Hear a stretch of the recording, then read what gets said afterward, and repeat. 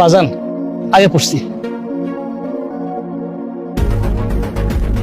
বাজান ভাড়াটা তো দিলেন না।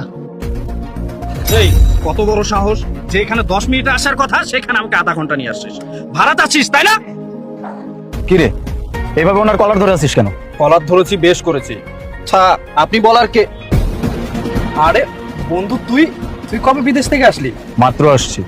তো এইভাবে কার কলার ধরে আছিস তুই? বাবা, তুই তুই কার কলার ধরছিস? সেটা আমার বাবা। বাবা? তোর বাবা কি করে উনি হয়? তোর বাবা রিক্সা চালাচ্ছে কেন? আপাতত সেটা আমি নিজেই বুঝতেছি না, আমাকে কথা বলতে দে। বাবা, বাবা তুমি রিক্সা চালাচ্ছ কেন? কি হয়েছে আমাকে বলো। আমার মতো একজন প্রবাসীর বাবা যদি দিন শেষে এভাবে রিক্সা চালায়, এটা আমি কিভাবে মেনে নিব? আমি এত কষ্ট করে লাখ লাখ টাকা দেশে পাঠাইছি যেন তোমরা ভালো থাকতে পারো, তারপর তুমি কেন রিক্সা চালাচ্ছ আমাকে বলো তো। না না স্যার, আপনি ভুল করতেছেন, আমি আপনার বাবা না। বাবা, কি সব উল্টাপাল্টা কথা বলতেছো?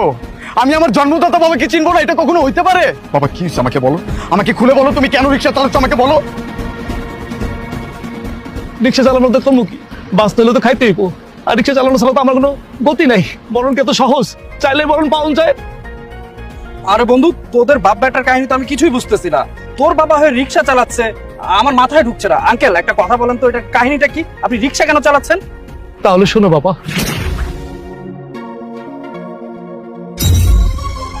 যে পথ দিয়ে এসেছিস সে পথ দিয়ে ভালো ভালো চলে যা। তোর মতো বুড়ার এই বাসায় আর কোনো স্থান নাই। কেন বৌমা, আমি আবার কি করেছি? মানে এত কিছু করার পরও বলতেছিস কি করছিস? দেখামো করতেছিস? বৌমা তুমি এসব কি বলছো? আমি তো তোমার কথা কিছুই বুঝতে পারতেছি না, আমাকে একটু বুঝিয়ে বলবা? কি বুঝাই বলবো তোকে? হ্যাঁ, তুই তো একটা চোর, তুই তো তোর ছেলে টাকা চুরি করছিস, তাই তোর ছেলে বলছে তোকে আর এই বাসায় না রাখতে, বের করে দিতে বলছে। বৌমা তুমি এসব কি বলছো? আমি আমার ছেলের টাকা চুরি করতে যাবো কোন দুঃখে? ও না না, টাকা তো তুই চুরি করিস নাই, টাকা তো চুরি করছে আমি, তাই না? না বৌমা, আমি তোমাকে সেটা বলতে চাইনি। তাহলে কি বলতে চেয়েছিস? হ্যাঁ শোন, ভালোই ভালো বের হয়, নাহলে কিন্তু আমি ধাক্কা দিয়ে বের করবো। কি ব্যাপার? তুই দেখি যাওয়ার সময় চোখের সামনে থেকে বাজারের ব্যাগটাও চুরি করে নিয়ে যাচ্ছিস। রাখ ওঠা।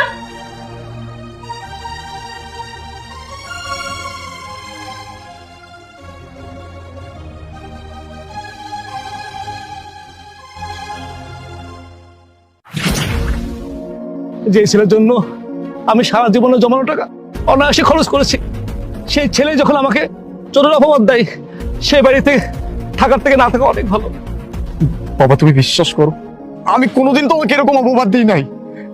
তার মানে সবকিছু তোমার বৌমা করছে, কিন্তু কেন করছে সেটা তো আমি জানি না বাবা।